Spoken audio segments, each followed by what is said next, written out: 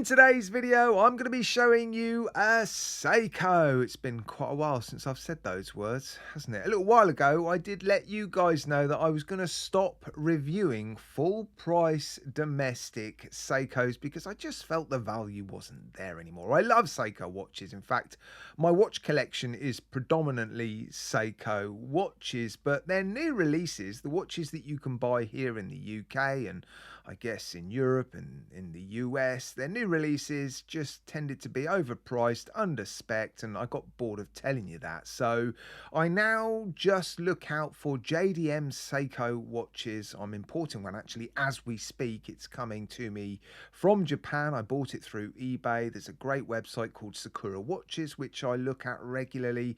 But this one is just a discounted Seiko that I bought from H. Samuel here in the UK. Normally it's £275. I picked it up for £165, and this watch does, in my opinion, represent good value for money. I love the way it looks. That was the main reason I bought it.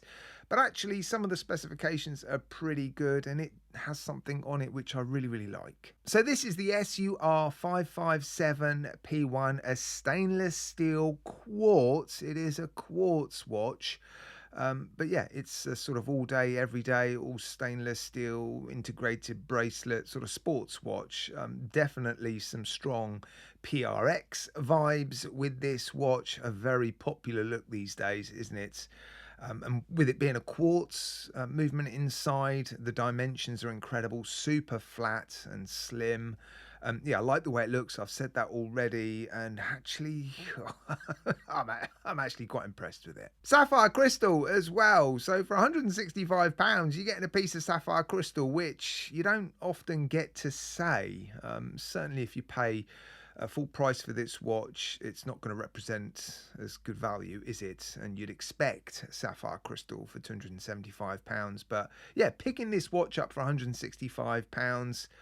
I've said it already. I do think this is good value for money. Now, I didn't realise when it arrived, it's got this new sort of link removal system. I've never seen this before on any Seiko watch.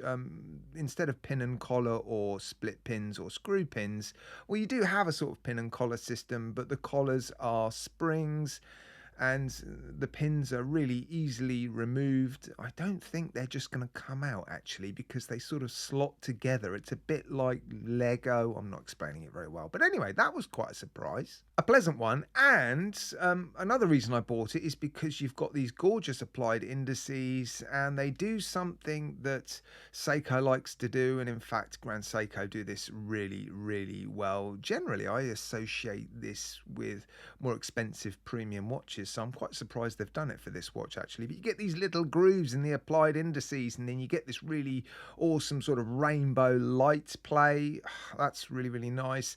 And I saw some videos online with one of these watches in it, and the second hand was hitting the markers, so I was quite hopeful that I was going to get one that does that, and it does. The second hand lines up about as well as I can expect. There is still a little bit of movement. You know, these quartz movements these days, they have plastic parts. There's not a lot of stiffness when it comes to the sort of play that the second hand has. It's a little bit loose, so gravity can impact its alignment. But on the whole, I'm actually quite impressed with how the second hand hits the markers most of the time. The clasp is a weakness. The outer shell is nice. Only a couple of micro adjustment options. The inner elements are pressed.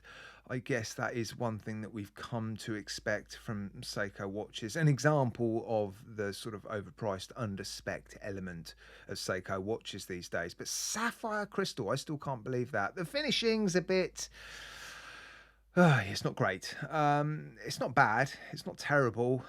It's just a little bit rounded. You're certainly not going to experience the same sort of finishing that you get from even AliExpress watches. I wasn't expecting it to be finished to an incredibly high standard. It's good enough. The polishing's okay. The bracelet's nice, I have to say. Solid end links and solid links. One more thing I am disappointed with, though. I thought I was going to be able to put this on alternative straps. Unfortunately, and I think it's because the watch is so flat, The spring bars, the holes for the spring bars are very, very close to the case, and I tried to get even the thinnest leather straps on this watch. It just wasn't going to happen. If you want to wear this watch on an alternative strap, I think the only thing that's going to fit this watch is a super, super thin single pass nylon strap, and I don't have one that fits, so I can't show you this watch on an alternative strap. But despite its weaknesses, that clasp and the fact that you can't wear it on an alternative strap and the fact that the finishing isn't fantastic, it's a Seiko and it's £165. Yeah, okay, I forgot it's quartz as well, isn't it? But I don't mind quartz watches. In fact, I like to have quartz watches in my collections. I love vintage quartz watches. I love the fact that you can just set this watch and forget about it. You might have to change the date every now and then, but on the whole, it's fairly accurate and it's quite affordable.